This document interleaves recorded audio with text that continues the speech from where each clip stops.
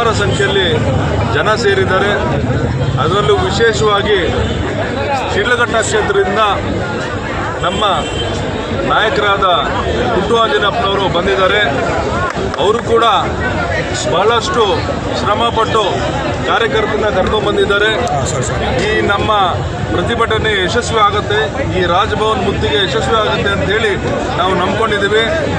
ಇನ್ನು ಮುಂದಕ್ಕೂ ಕೂಡ ನಾವು ಸಿದ್ದರಾಮಯ್ಯನವರ ಬೆನ್ನಿಗೆ ಇದ್ದೀವಿ ಅಂತ ನಾವೆಲ್ಲ ತೋರಿಸ್ಕೊಂಡು ಅವ್ರಿಗೆ ಶಕ್ತಿ ಧೈರ್ಯ ತುಂಬುವಂಥ ಕೆಲಸ ಮಾಡ್ತಾ ಇದ್ದೀವಿ. ಇವತ್ತು ಶೋಷಿತ ಸಮುದಾಯಗಳ ಒಕ್ಕೂಟ, ಹಿಂದುಳಿದ ವರ್ಗದ ಒಕ್ಕೂಟ, ದಲಿತ ಒಕ್ಕೂಟಗಳು, ಎಲ್ಲ ಸಂಘ ಸಂಸ್ಥೆಗಳು ಇವತ್ತು ಮಾನ್ಯ ರಾಜ್ಯಪಾಲರ ನಡೆಯನ್ನು ಖಂಡಿಸಿ ರಾಜಭವನ ಚೆಲ್ಲ ಒಂದು ಉಗ್ರವಾದಂಥ ಪ್ರತಿಭಟನೆನ ಸಾವಿರಾರು ಸಂಖ್ಯೆಯಲ್ಲಿ ಜನ ಸೇರಿ ಪ್ರತಿಭಟಿಸ್ತಾ ಇರೋಂಥದ್ದು ನಾವು ನೋಡ್ತಾ ಇದ್ದೀವಿ. ರಾಜ್ಯಪಾಲರು ಸಂವಿಧಾನಕ್ಕೆ ಗೌರವ ತರದೆ BJPಗರ JDSನ ಒಬ್ಬ ಕಾರ್ಯಕರ್ತನಂತೆ ತರಾತುರಿಲಿ ಒಬ್ಬ ಖಾಸಗಿ ವ್ಯಕ್ತಿ ದೂರು ಕೊಟ್ಟ ಮುಖ್ಯಮಂತ್ರಿಗಳ ಮೇಲೆ ಅಂತೇಳಿ ಒಂದೇ ದಿನದಲ್ಲಿ ಅವ್ರಿಗೆ ಶೋಕಾಸ್ ನೋಟಿಸ್ ಕೊಡೋಂಥ ಕೆಲಸನ ಮಾಡ್ತಾ ಇದ್ದಾರೆ. ಅದರ ಜೊತೆಗೆ ಆತುರವಾಗಿ ಆದೇಶನೂ ಸಹ ಮಾಡಿದಂಥದ್ದು. ಇವೆಲ್ಲನೂ ಸಹ ನೋಡಿದ್ರೆ BJPಗೆ ಸಹಾಯ ಮಾಡಬೇಕು, ಸಿದ್ದರಾಮಯ್ಯನವ್ರನ್ನ ಅಧಿಕಾರದಿಂದ ಇಳಿಸಬೇಕು ಅಂತೇಳಿ ಒಂದು ಪ್ರಾಮಾಣಿಕ ಪ್ರಯತ್ನ ಮಾಡೋದಕ್ಕೆ ಇವರೆಲ್ಲನೂ ಸಹ ಸಹಕಾರ ಕೊಡ್ತಾ ಇರೋದು ನಮ್ಗೆ ಕಾಣ್ತಾ ಇದೆ.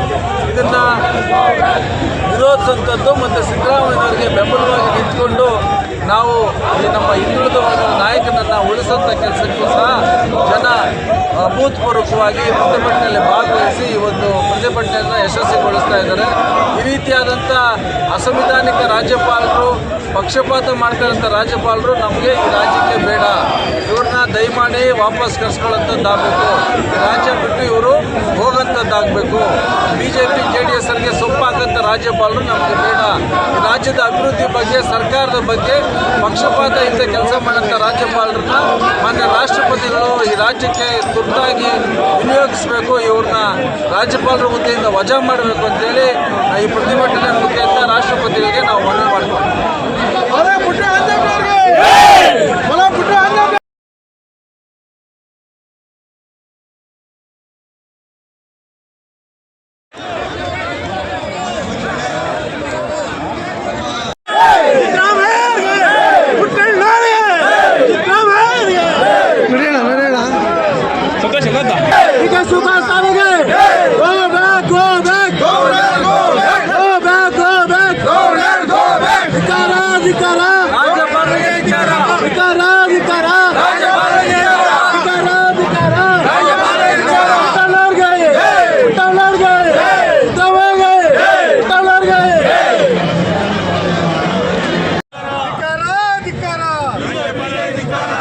BJP ಸರ್ಕಾರಕ್ಕೆ